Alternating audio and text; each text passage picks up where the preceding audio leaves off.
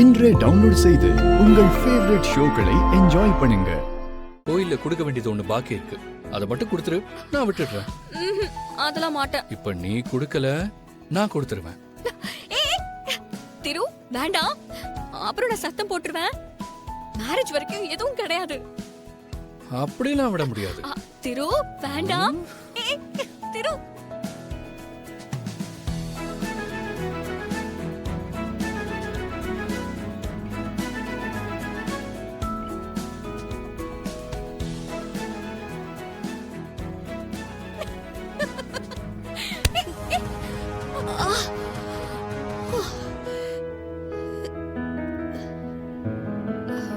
Sorry.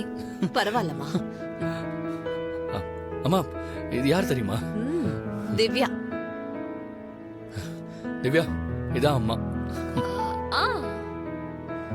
தெரியுது. அம்மா, ஒரு முக்கியமான கால், பேசிட்டு வந்துடுறேன். சரி. தாத்தா நடந்த விஷயத்தை எல்லாம் சொன்னாரு. ரொம்ப சந்தோஷமா.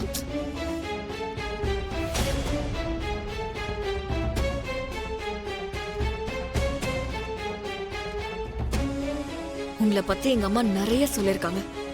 நீங்க நல்லவங்க இல்ல. எங்க அம்மாவை ரொம்ப வருஷத்துக்கு முன்னாடி வீட்டை விட்டு போக வச்சவங்க தானே நீங்க. எனக்கு எல்லாம் தெரியும். இங்க பாருமா, என்னால இந்த குடும்பத்துல இவ்வளவு பிரச்சனை வரும்னு தெரிஞ்சிருந்தா நான் உங்க மாமாவை கல்யாணம் பண்ணிருக்கவே மாட்டேன்.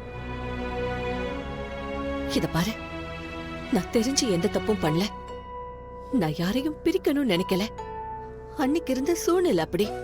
நான் மனசு வரமா.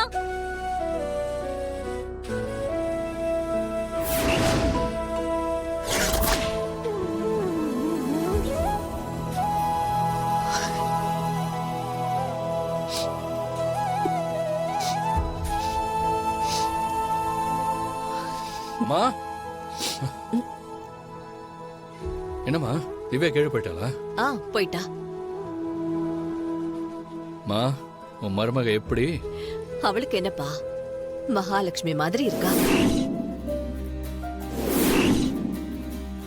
மா, இப்ப நீங்க சொன்னபடியே காஞ்சனா அத்தை பொண்ணையே நான் கல்யாணம் பண்ணிக்கிறேன். ஓகேவா? திரு, என்ன இது? என்னாச்சு? அம்மா, அதெல்லாம் ஒண்ணு இல்லம்மா, சின்னதா ஒரு காயம். ஆபீஸ்ல கதவுல கிழிச்சுக்கிட்டேன். முதல்ல நாளைக்கு நீ பரிகாரம் பண்ண கோயிலுக்கு போய் அந்த கடைசி பூஜையை பண்ணிடணும். கொஞ்ச நாளா உன்னை சுத்தி எப்பவும் ஏதாவது ஒரு ஆபத்து வந்துகிட்டே இருக்கு. அது முழுசா நீங்கணும்னா அந்த பரிகாரத்தை நீ முடிச்சே ஆகணும்.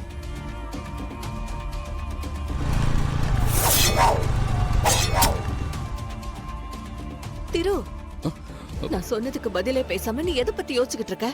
அதெல்லாம் ஒண்ணு இல்லம்மா, நாளைக்கே நான் கடைசி பரிகார பூஜைக்கு போயிட்டு வந்துடுறேன். ஓகேவா? திரு கீழே வா. அம்மா, திவ்யா கிளம்புறான்னு நினைக்கிறேன். சரிப்பா, நீ போய் அமிச்சிட்டு வா. எனக்கு டயர்டா இருக்கு, நான் ரூம்ல ரெஸ்ட் எடுத்துக்கிறேன். சரிம்மா.